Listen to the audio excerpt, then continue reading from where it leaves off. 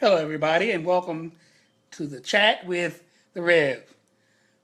I'm glad to be with you today. This is Monday, and we're glad to have you with us for another chat, another conversation between friends and those that are close to me and those that I've met on Facebook.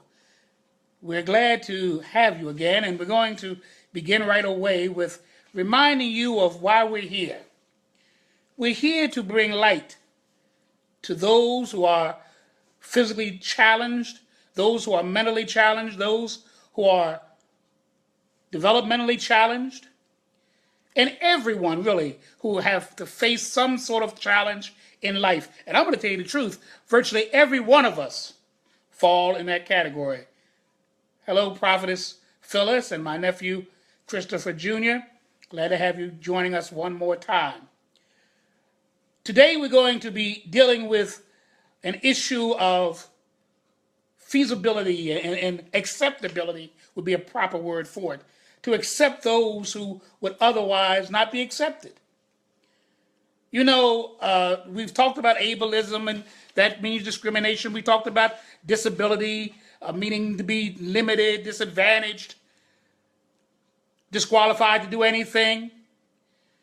And today we're going to deal with how that is expressed in our society. Because I believe that if the playing field were even in terms of employment, in terms of politics, in terms of housing, in terms of virtually every institution and aspect of our society, if we were in a playing field that was even, and everyone had the same opportunity as everyone else, you'd be surprised the gifts and the talents that each of us have. Most of the time, we cannot realize our potential and our purpose in life because no one sees beyond the obvious. My nephew last time says we can't see what's inside of the book. All we do is look at the cover. And you cannot always tell the quality of a book by looking at the cover alone.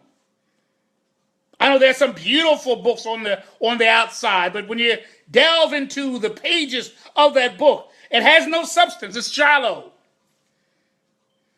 Has no real meaning, has no real grit to it. It would inspire no one. It would encourage no one. It would challenge no one, though it looks good on the outside. Used to be an old saying, all that glitters is not gold. Hello, Denise. It's good to see you. All this glitter is not gold. The quality of a person's life is rooted in his or her character, not his or her reputation. Now, let me define character for you. Character is who we really are. Reputation is who people think we are. Your character, who you really are, what you're really about, behind the closed doors.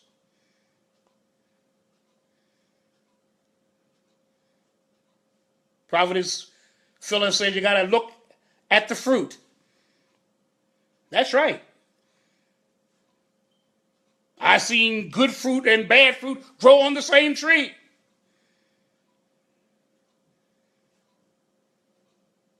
So you got to look beyond the surface. You got to look beyond what it appears to be. And each and every one of us are more than the moment. You know what that means? It means that you may look at me right now and I may be down. You may look at me right now and it may seem like my future is very bleak indeed. You may look at me right now and it looks like I am good for nothing, going nowhere fast. But keep on watching.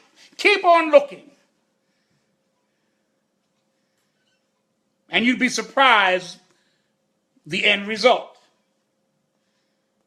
I know it's the same in your life or the people in your life that you know. I'm sure many times someone has chalked you off as being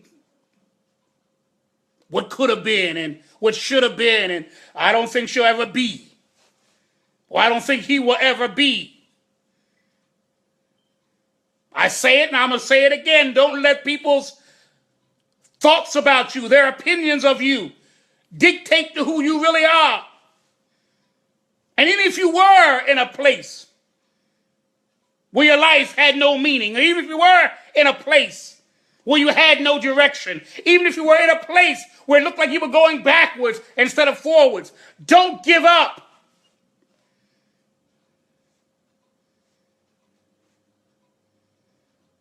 You lived through the winter of 2016. You lived through the spring of 2016. We just got through the summer of 2016. Now we're in the fall of 2016. It's not over. And I always say this, the best is yet to come. The best is yet to come. And I'm saying it to you, and I'm saying it to everyone who is faced with a physical, developmental, and mental challenge too. The best is yet to come. I'm talking to anyone, whether you're African American, whether you're Asian, Native American. I don't care what your status in life is. The best is yet to come.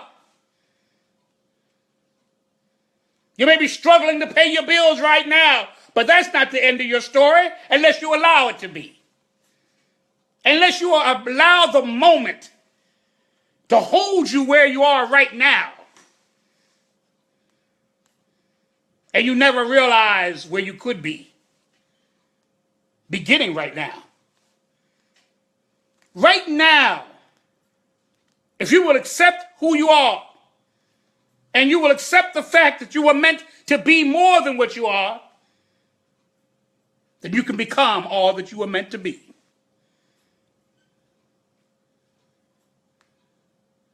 Now, for people with physical disabilities, people with developmental disabilities, people with mental disabilities, the challenge is even greater.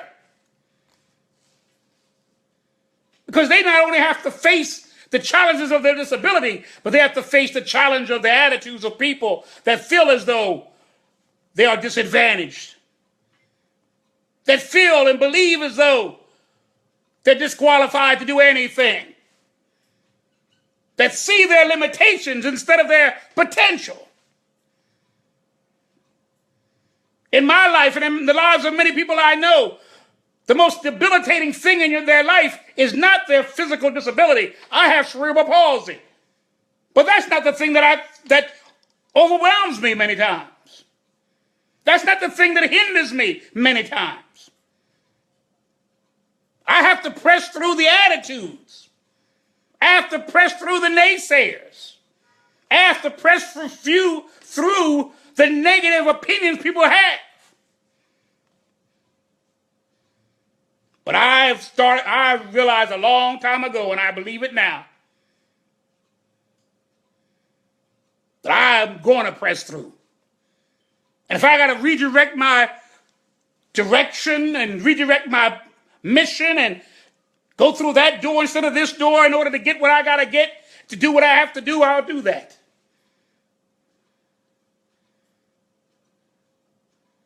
See, nothing ever is going to change in your life until you begin to change your life.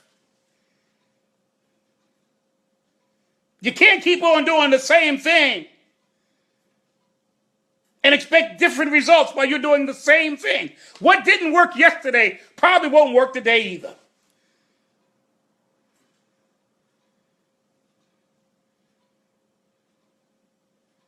A caterpillar doesn't remain a caterpillar. He's metamorphoses into a beautiful butterfly.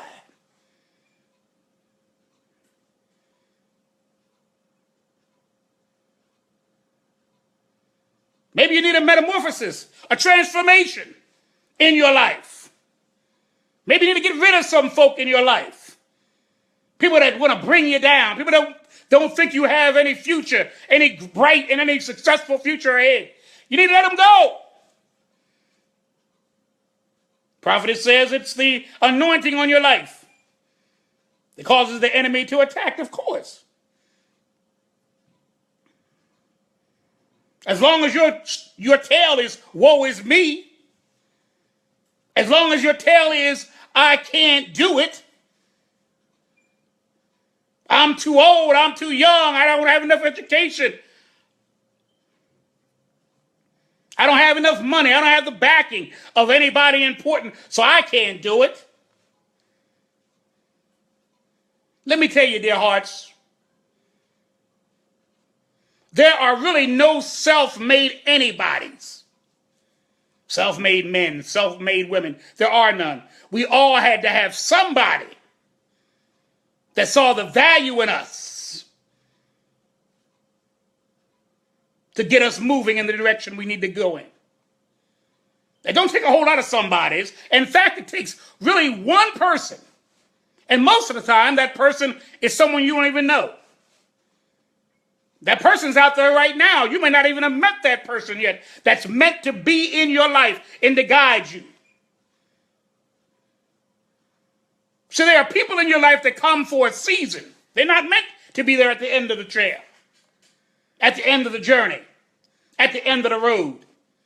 They're there to take you from point A to point B, and then their job is done. Then there are those that will come into your life that are coming for a moment. Maybe they'll just inspire you. Maybe they will help you realize what you and fine-tune what you're really supposed to do in life. And that's all they're supposed to do. And then there are those that are meant to go the whole mile with you, to walk hand in hand with you, to allow your dreams and your aspirations to become their own. And I'm going to tell you the truth, dear hearts, even your enemies, those that don't think much of you, have a role to play. Many times they motivate us. Many times because they challenge us and say what we can't do, that spurs us on to become what we need to become.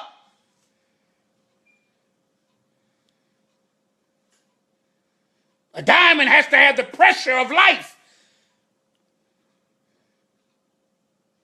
It's molded and shapen and pressed down until it finally becomes a diamond. Now it becomes a precious jewel. But it's not a precious jewel in the beginning. It has to go through something.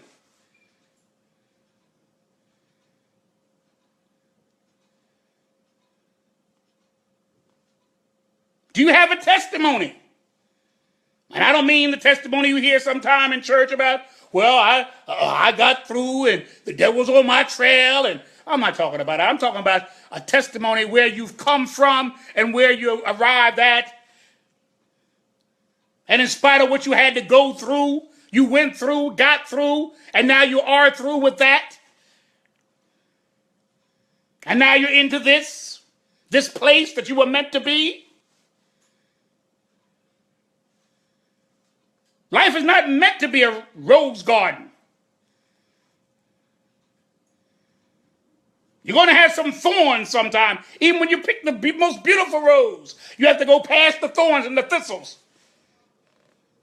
Sometimes you got to go through the weeds and the poison ivy to get to the rose.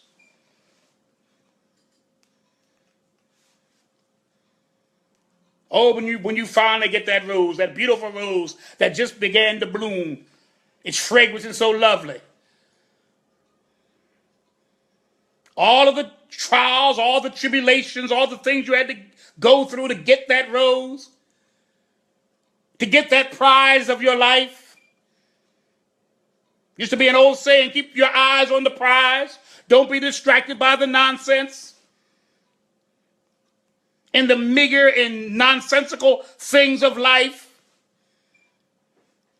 that are just there to distract you.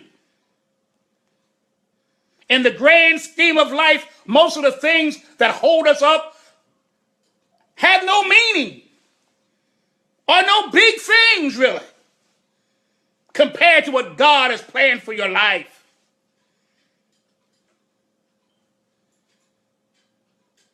Sometimes we're sidelined for the most simplest things. Somebody didn't speak to me, so I'm not going to speak to them. And I wasn't received well in church. I'm not going to that church anymore. And then you begin to not go to church at all. And then you begin to pray less. And you begin to think about the Lord less. And on and on and on. And you get into a deeper and deeper sense of forlorn and melancholy and depression. And it started off with somebody didn't say good morning to you. Hello, Shawnette. Glad you could join us, be with us this afternoon.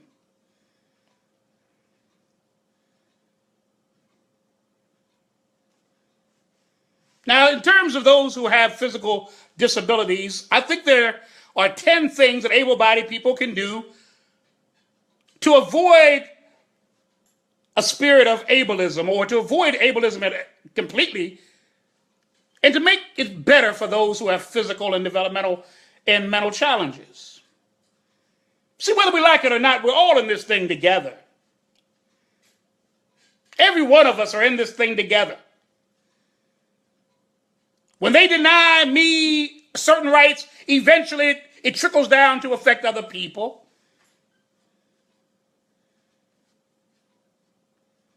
Because no one's an island. We are a village whether we want to be or not. We are a community whether we want to be or not. In this country, it takes all 320 million people to make up the United States of America. And when we deny and relegate and exclude people from that, we are making it even the more difficult to America to be the America we promote it to be. One of the slogans of one of the presidential candidates said, we're going to do this together. But that means everybody. That don't mean just certain people. Doesn't mean just the Wall Street crowd or the politicians or the billionaires. Doesn't mean those that live in mansions and drive Mercedes-Benz. It means all of us. Nothing great can ever happen in this country. And I'm going to tell you the truth. In terms of faith, nothing great can happen in Christianity. Nothing great can happen in Islam. Nothing great can happen in Buddhism. Nothing great can happen in Judaism. Nothing great can happen anywhere unless everybody's included. When you deny including everybody, there's a whole segment that you've failed. You can't say you're a successful church when you only have 3 people in wheelchairs in your church and nobody that's deaf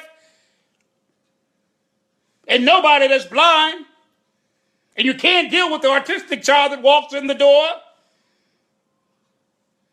and the person who has Down syndrome. It just takes too much for them to understand, so you don't even try. So they feel a sense of not belonging and they drift away and you wonder why. Many times we don't have any programs. We don't include people with disabilities at all. We don't think about them when we think about the usher board and composing the choir and lifting up someone into ministry. No one thinks about the person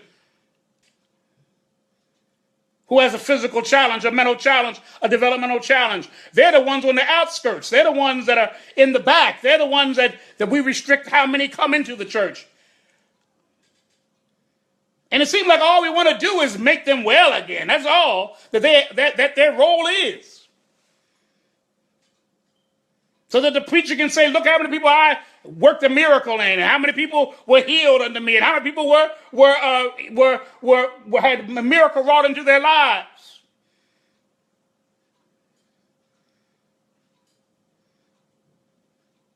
I wonder what we would have been like, what we as a church would have done if we met a man like Moses, who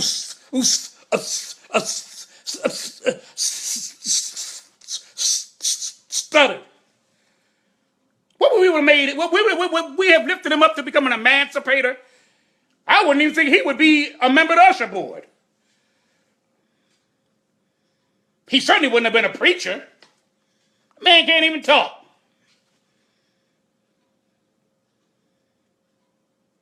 What would we have done with Jacob,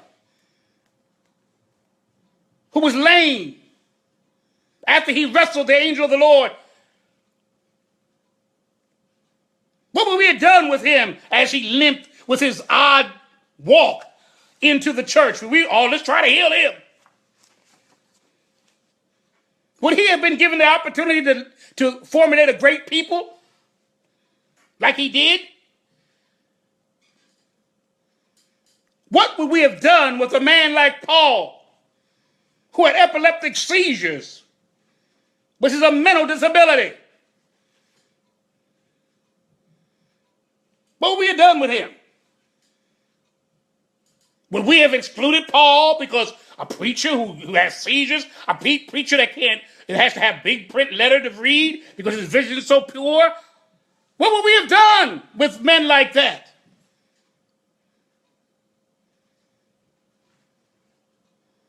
Franklin Roosevelt, who had polio, had to hide his disability because he knew that if he had promoted it, no one would have voted for him as president. They would have thought he wouldn't have been able to serve as president of the United States, in particular during the time of Depression, in particular during World War II. A man in a wheelchair, polio, can't even stand up without people on either side of him. He has to wear 100-pound leg braces. Hi, Tommy. What would we have done? These great men, these great women like Fanny Crosby, Helen Keller, Harriet Tubman, what would we have done? Harriet Tubman had epilepsy and had narcolepsy, which is, she had a sleep disorder. She was hit in the head by one of the master's servants, the overseer, as she was trying to escape and leading people out of the South into the North. And it caused her to have a brain injury that affected her.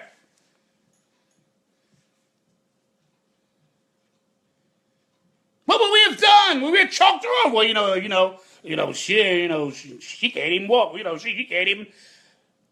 She has fits. I mean, that's what we would have been saying. My Lord, what's wrong with you?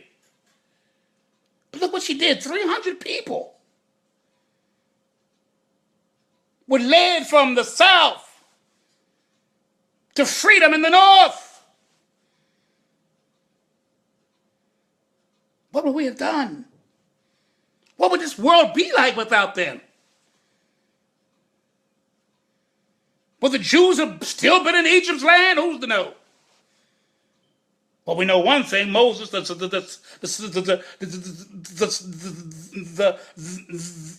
stutterer, led his people out of Egypt.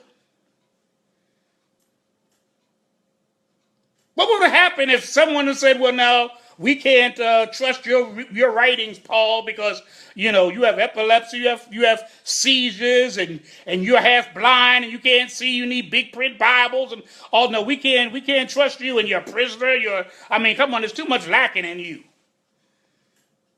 And I'm sure some of them must have said, in fact, they did say it. 1 Corinthians kind of hints at it. They said, you're not even much of a preacher. Galatians said, you're only going to have your letters written in big print. So much so that Paul himself went to the Lord. Asked him 3 times, remove this thorn from my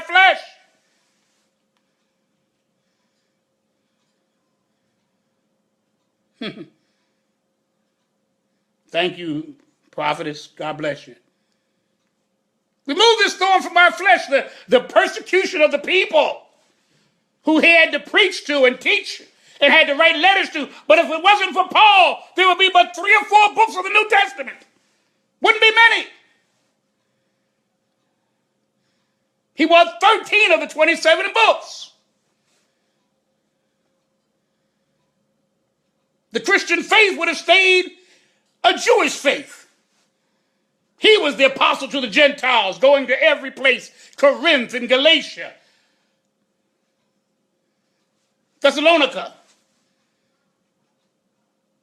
He's the one that wrote all those letters and went to those places. The book of Romans was it while he was in a prison in Rome.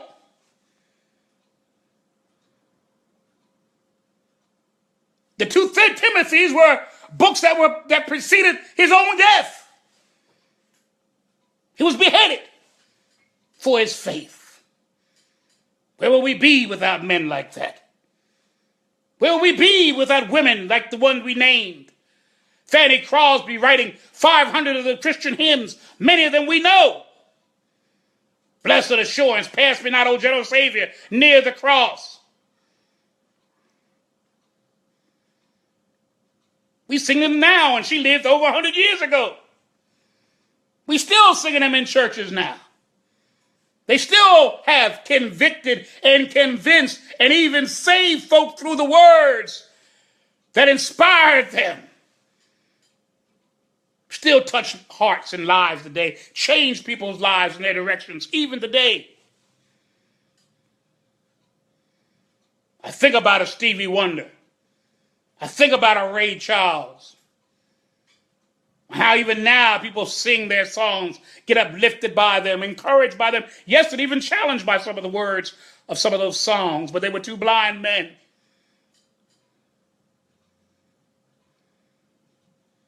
And the names go on and on and on.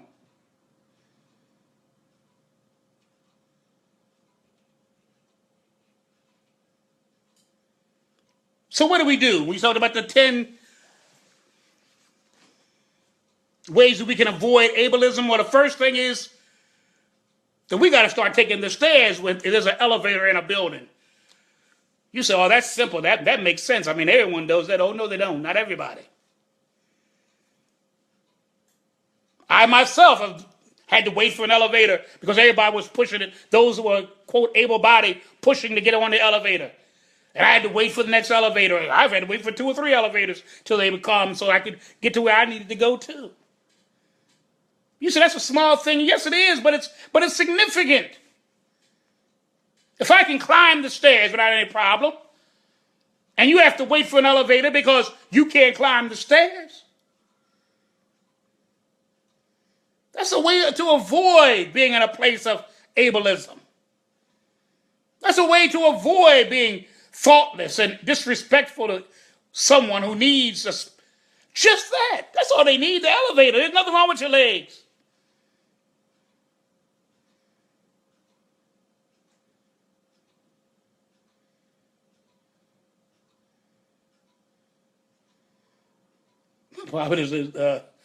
Phyllis said that no one really is being healed in our beautiful edifice, not the way it should be, whether physical, spiritual, or otherwise. I believe it's more important to heal somebody spiritually. I believe if you heal them spiritually, by and by, everything else falls into place.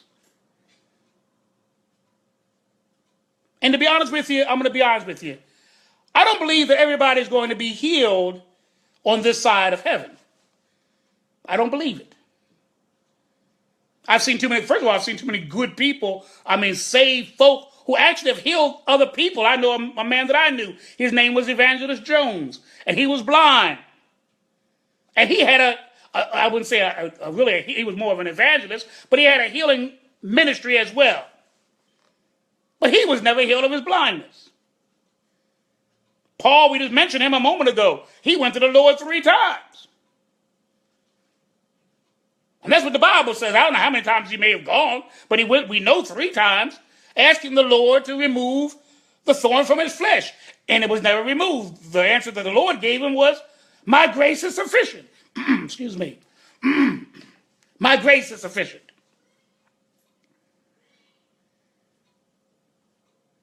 So yes, I believe in miracles, even in 2016. I believe in healing, even in 2016. But I don't believe first of all, I don't believe you have to wait for healing to be of use to God. That's the first thing. Even while I'm in the wheelchair, I can do something. Even if I have another kind of affliction, I can do something. God has called me to do something right now. Not once I get healed, now I can finally do something. That's where our problem lies. That's the concept of ableism. That's the concept of disability. Disqualified, disadvantaged, and limited. When you go and approach people like that and begin to view them like that, then you begin to say they need to be fixed before they can be used. There's no president of the United States that was elected president 4 times. None but Franklin Roosevelt. There was no president that served as long as he did. None. Not George Washington, not Abraham Lincoln, not anybody who we lift up as being one of the greatest presidents of them all. None have served 4 times.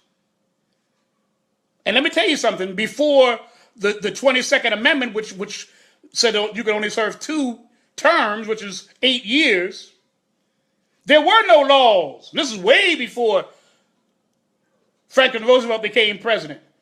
So George Washington could have served 4 years. I mean, as long as Franklin Roosevelt. He could have served forever. There was no limit to how many terms of office the president could serve.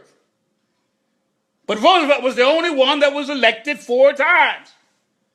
He didn't serve his 4 terms because he died in office, but he was elected 4 times.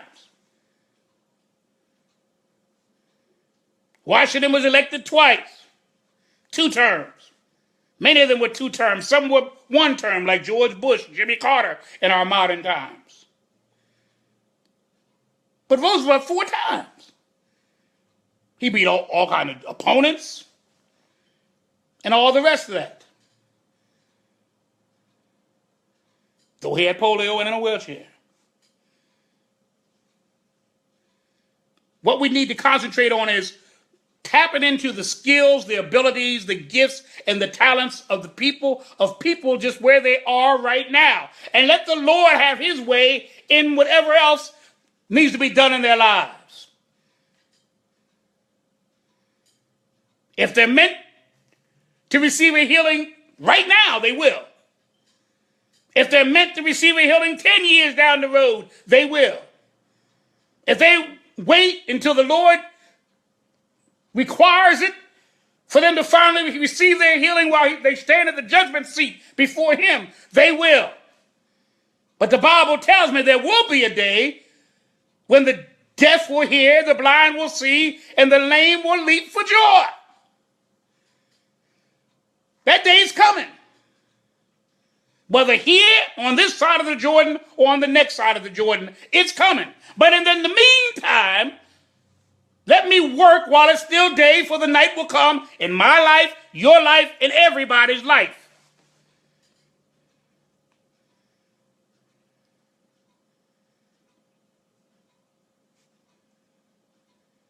The Bible tells me that it's appointed to every man to die. And then we're going to be judged. Every man, every woman, everyone, every human being. Whether you're a stillborn child who never saw the light of day, or whether you are a man of 125, or a woman of 155, or like Methuselah, over 900 years old, you're going to stand, you're going to die. Methuselah died, remember? And if you know anything about me, I also teach, the Bible teaches it as well, but I teach it about Enoch, who was translated, and Elijah, who was caught up in the chariot and neither one of them died.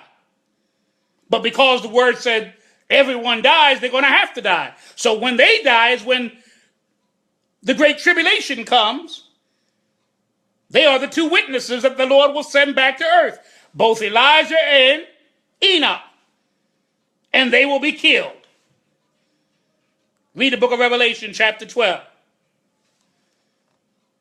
The 2 witnesses died, and the 2 witnesses were the 2 men that did not die during their life when they lived. But they will have to die because that's what the word says. So, until we die, see, right now, we know the date of our birth. My date of my birth was November the 7th, 1951. I'll be 65 on November the 7th. I don't know what the other date will be. Right now, I'm living on the dash. You're living on the dash. 1951 till, that's what I'm living. That dash, whenever the end comes. So I'm on the dash. I got to live my life on the dash. I got to achieve what I'm going to achieve on the dash. I got to help somebody while I'm on the dash. If someone's going to point me to the Christ, it's going to be while I'm on the dash.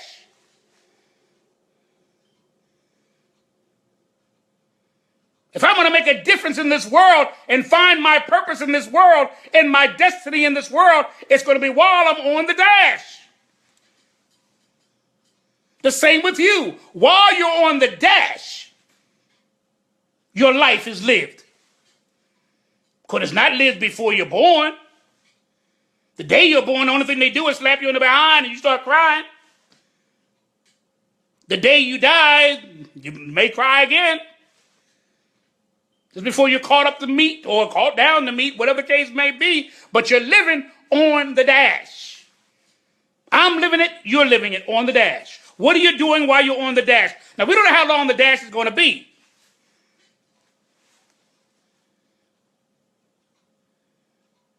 It could be a short dash, or it could be a very long dash. But whatever the case may be, I'm on the dash. And everything that I accomplish, everything I achieve, everything I fail to achieve, everything I fail to accomplish will be while I'm on the dash. Thank you, prophetess. She says, I enjoyed the word. Thank you. God be the glory. What are you doing on your dash? Are you wasting your time? Are you trying to find excuses why you can't do and why you can't be and why you'll never accomplish? Are you living vicariously through the lives of others while you're on your dash?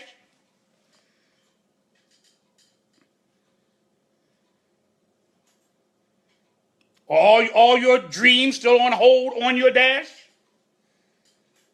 See, the important thing about the dash is I don't know when it ends. I know when it began.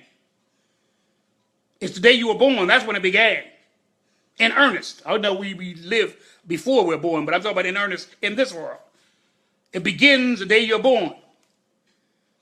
But since we don't know when the dash will end, what date comes after the dash, we got to make the most of the moment that we have right now. This is Monday, October the 10th. I'm going to make the most of October the 10th, 2016, right now. Because my dash could end on October the 11th.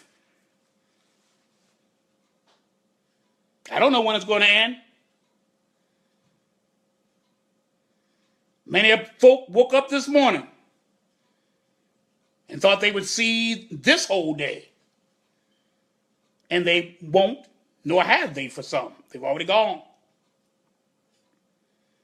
I know you know people that you were surprised to hear that they're gone. They weren't ill. They weren't. There was nothing wrong with them where you would think that they would be gone. God bless you, Tommy. He said, thanks for the encouragement. Be encouraged. You're still living on the dash too. Prophetess Phyllis, you're living on the dash. Ornette, you're living on the dash. Chris, you're living on the dash. We're all living on the dash. Make the most of the dash. What you failed to do yesterday, you got today. If you can't do it today, begin tomorrow. But don't take the dash for granted, because we don't know when it ends. We talked about the 10. We won't get to the 10 today. We'll do it the next time we come together. That'll be on Friday. We just got the 1 today. That's just how it is. This is a chat. And the chat is you're led in the chat. I'm being led by the Spirit. I'm being led by my own life, my own experiences, and by the Spirit of God.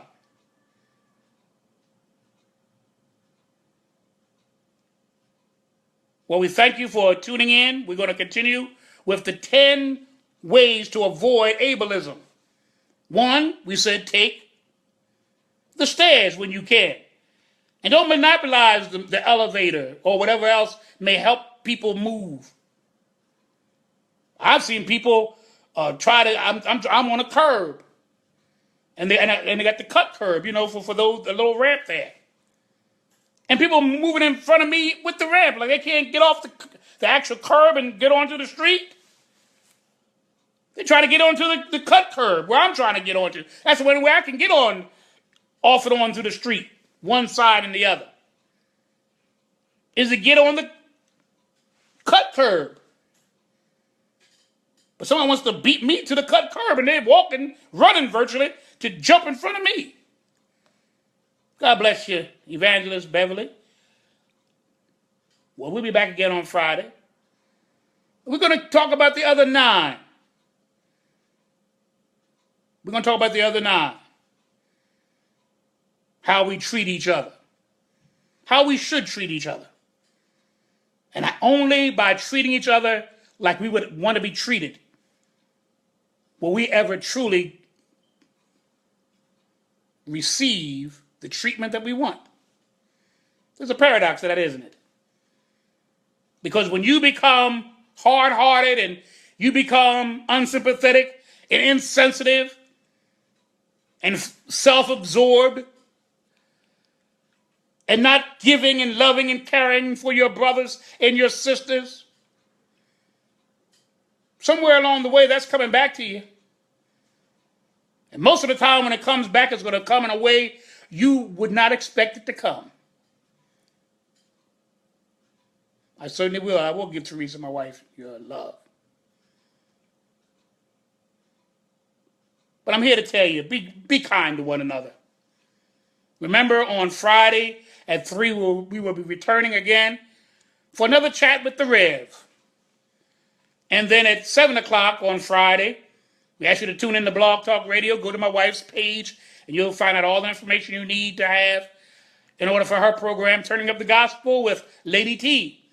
That's Friday at 7. So I hope and pray that as we begin a new week, that everyone is blessed.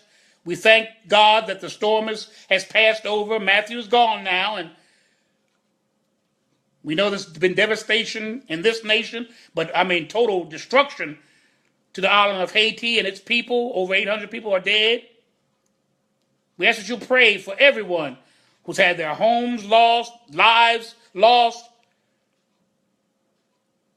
all throughout this Western Hemisphere, from the islands of Bermuda, the Bahamas, Jamaica, Florida, Georgia, North and South Carolinas, anywhere that hurricane touched or had its rippling effects and this devastating power being exemplified, destroying homes and lives. Remember them. Remember Haiti in particular.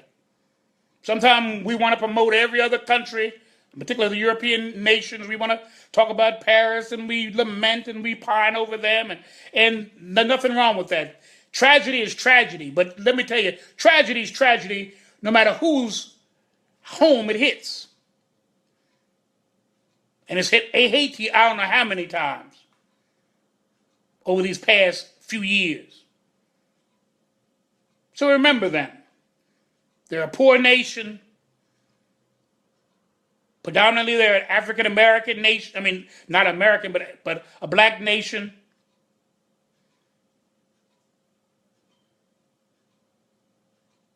And when they get hit, they get hard. Their infrastructure is not like ours. Their homes aren't built as solid as our homes are. Their buildings are not built as solid as our buildings are. So when things like this hit, it's extremely devastating. Not just 8 or 10, which is bad enough, but you have 800 and thousands of people. Now you're talking about the thousands that were being displaced. Now are homeless, have nowhere to go. Remember all of the people that have been affected by this devastating storm. And remember all of your neighbors, the one living next door to you, who's going through maybe their own storm of their own problems, of their own situation, that needs to know that people care. Next time you get on a bus, next time you are at the elevator, next time you're at the curb cut, and you see someone who is blind or someone who's in a wheelchair or someone who has difficulty walking, maybe with a cane or a crutch or with a walker, be considerate. If someone is deaf and they need you to help them take notes or help them to understand what the person who's speaking is saying, be patient, be kind. Someone who's blind, help them up the curb, help them through the door. Ask them, always remember to be respectful, always. But be considerate of one another. The Bible says, in fact, all the holy books say, love one another. In their own way, they're saying the same thing. Love one another. Christ said it like this. This is how they're going to know you're my disciples. Not by how big your church membership is. Not how huge your sanctuary may be. Not how great you can preach. Or that you're the president of the usher board. But this is how they're going to know you're my disciples, that you love one another. And so as I leave you this day, I echo the words of Yeshua, HaMashiach, Jesus the Christ, who said just that. Love one another. I love each and every one of you. Look forward to seeing you real soon. Remember Friday, 3 o'clock, we'll be here again, chatting with the Rev. And at 7 o'clock, we'll be tuning in to the gospel with my wife, Lady T. God bless you. Have a wonderful day. And remember, God purposed you for a reason.